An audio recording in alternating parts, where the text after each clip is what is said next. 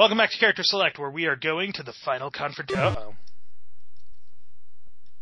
I don't know how you're going to get another 80 points in the next however long we have. You feel the floor shift below you. It's moving to the left. That looks like acid. Yeah, it does. Liquid. What do we do? What do we do? What do you have in your inventory?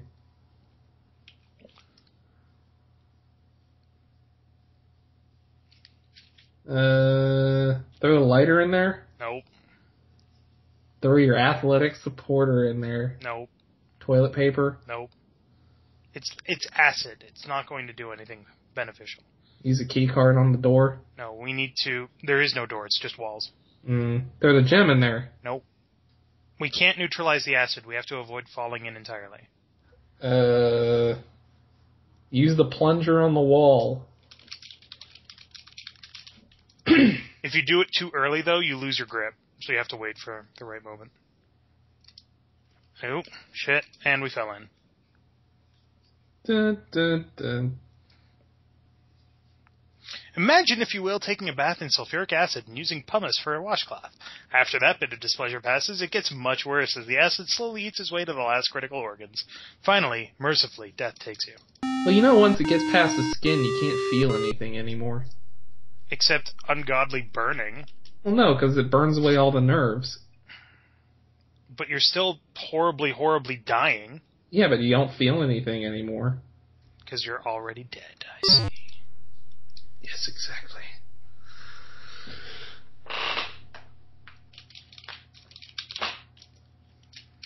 Didn't that not work last time?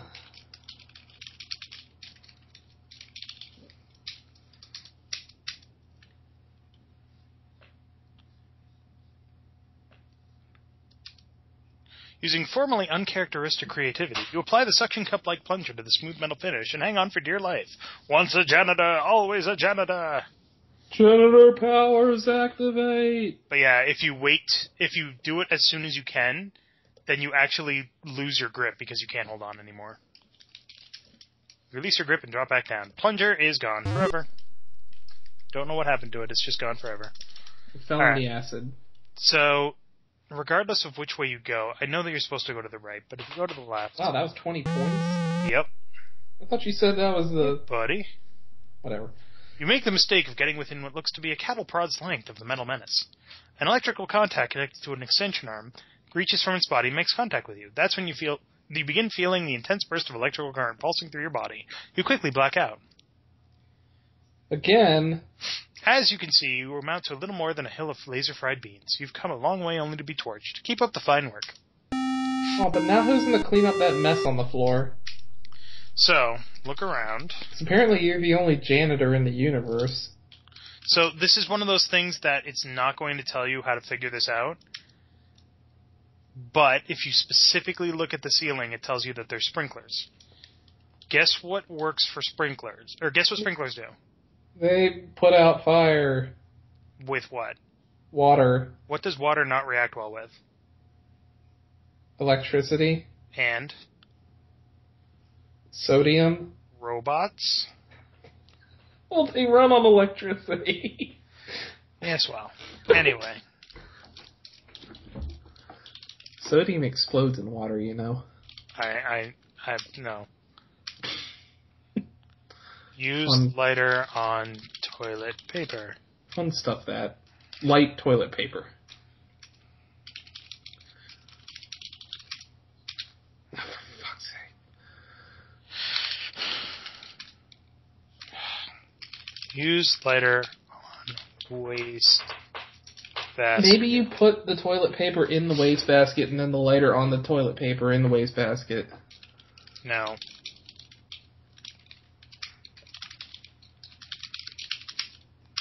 Ignite toilet paper? Maybe if I spelt it right.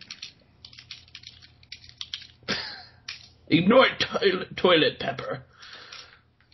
Okay, seriously?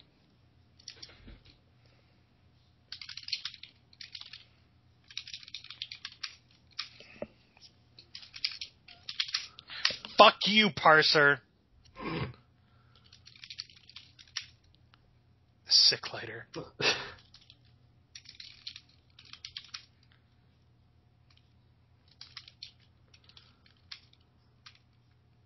Lighter?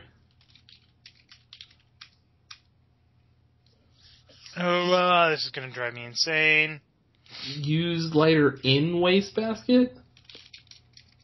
You spell lighter right? Wastebasket?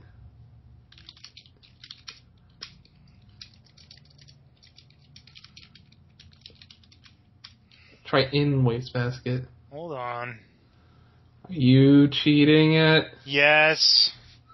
Mwah, mwah, mwah. Oh. I forgot to do something, actually.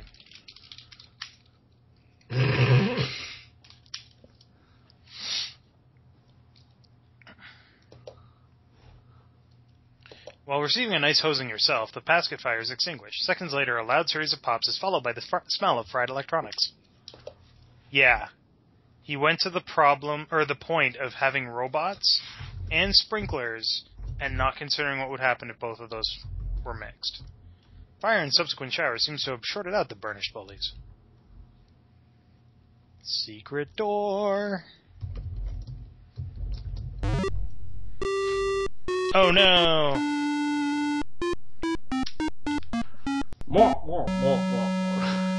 Salesman. Maybe so, one Roger, of them is Say what? I was thinking maybe one of them is like Stan from Monkey Island. It could be. I must say, I'm quite impressed with your resourcefulness and tenacity. I'd love to chat, but I'm preparing the last of my salesman clones for their trip to Xenon. Feel free to stick around and observe the downfall of your civilization. Ha ha ha! I must confront you and stop you. Going somewhere? Ha ha ha! Oh no! We got lasered. As soon as you step on the platform, you are struck by a beam of light emitted from a unit in the ceiling. In a matter of seconds, you are broken down into microparticles and extracted from the air. At least they're efficient about it. As the beam strikes, this time blasting into a glass jar on the console, it is there that you are molecularly reconstructed in a miniaturized form. Well, I'll be darned, my miniaturization beam does work. In the old days, I'd test these things on myself, but as you may have noticed by my appearance, being my own guinea pig has its disadvantages. I guess this will keep you out of my way once and for all. You'll make a nice conversation piece. Well, that sucks. Well, thanks for watching, everyone. Good thing we picked up that glass cutter. Oh, yeah. Thunk. So, there's a couple of things that are not obvious here, and I save obsessively, I'm sorry. You're a monster. Ow. Darn, Roger Dodger, I guess his lardness got a little fed up with your meddling. You've again been redesigned once again, revealing a permanent overhead view. You resemble one of those many colorful mosaics commonly found on windshields. Yay. So we can't go that way, so what's in this vent? Slim carcass through the vent. Judging from those two hoses coming in from outside, you guess that this is the inner workings of Vohal's life support system. Respirator pumps oxygen into his lungs while a pump on the back wall forces blood through filters. There's also a sign on the back wall. Read sign. Caution, press button for emergency shutoff. Wow! Don't mind if I do. Way to go, Roger Dodger. You've just disconnected Vohal's life support system. He's a goner without it.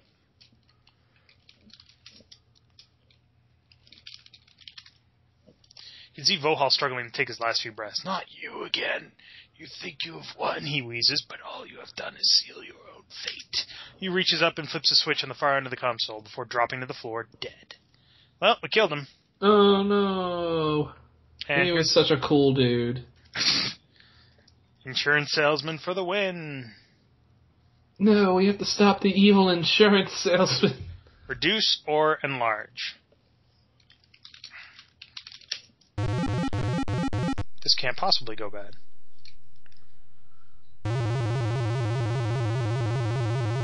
Dumb ways to die. So many dumb ways to die. By already being in a miniaturized form and setting the beam to reduce, you are now too small to exist. That wasn't too swift on your part. Too bad. I mean, it's a stupid way to die, but I love doing that. You're too small to exist? What fun.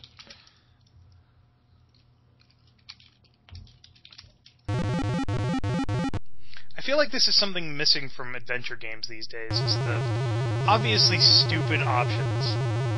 They give you two options, but the second option is just a non-option, really. Well, it's, I think LucasArts, whatever, fault for starting that whole trend of you can't die in adventure games. Yeah. You notice that the clones are gone. That's probably not a good thing. Or more to the point that you can't screw up in adventure games. Yeah. Like, there's no way to screw yourself out of winning. Alright. SHSR. Got it? SHSR. Orbit decaying, prognosis terminal, external temperature critical, auxiliary operations, clone launch go. Launch countdown 8 minutes. SHSR.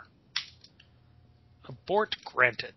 Yay. Now we have to get the fuck out of here. Where'd all those clones go? They were getting ready to be launched.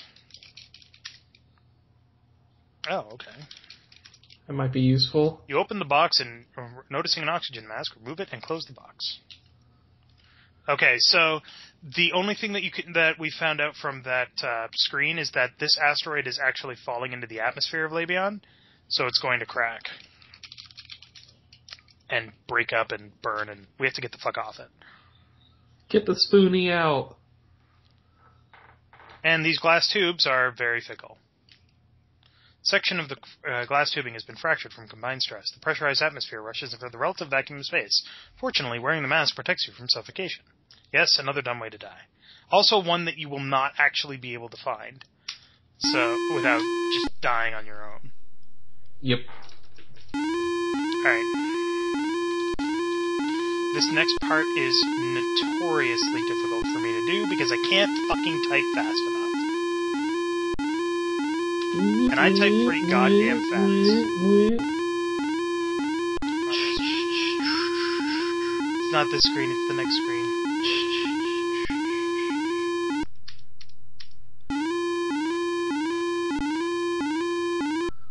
So if this thing touches you, you die.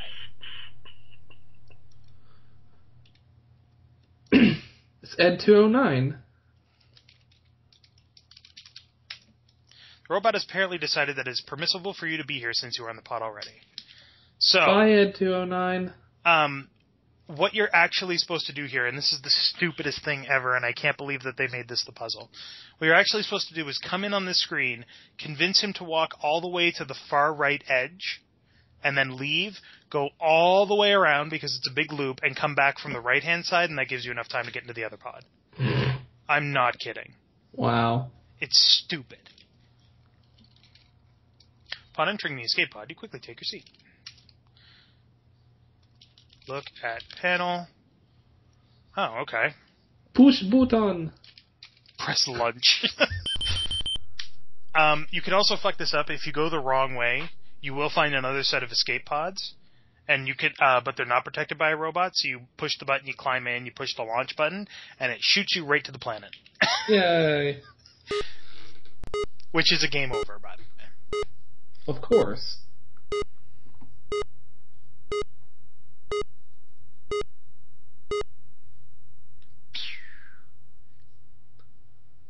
Whew, you're going to have to stop cutting these escapes so close, Roger Dodger. Well, you must feel pretty good right now. You stopped Vohal from carrying out his threat of salesman infestation, ultimately destroying the twisted scientist himself. You also managed to save your own skin. And just look at that score. Pretty darn impressive.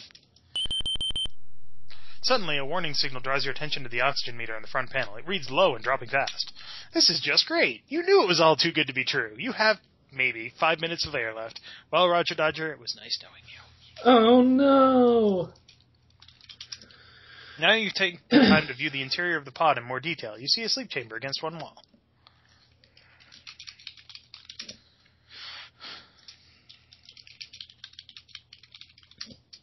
Chamber is a bed of sorts enclosed in a large plexiglass cylinder. The occupant of such a chamber would be placed in suspended animation and kept alive for an indefinite period of time. I guess we gotta get in. I'm right the You make the split-second decision to enter the sleep chamber. It seals automatically. Soon you are overcome with a pleasant drowsiness. This is certainly better than suffocating. You begin to drift away in a deep sleep with the satisfaction of having accomplished your task. You've come through in the clutch, and you deserve a nice long rest. If someone would just pick you up somewhere along the way. So long, Roger Dodger, and thanks again for saving your people. Yay! Perfect score. And that's the end of the game. The end. For now. Getting... yeah, for now. Gotta And throw in then that hook for a sequel. And then they did Space Quest 3, which was actually not that good. I mean, maybe we'll play it, but... Maybe. But yeah, so that's Space Quest 2. It was good times. Noodle salad. Noodle salad indeed. Bye! Bye!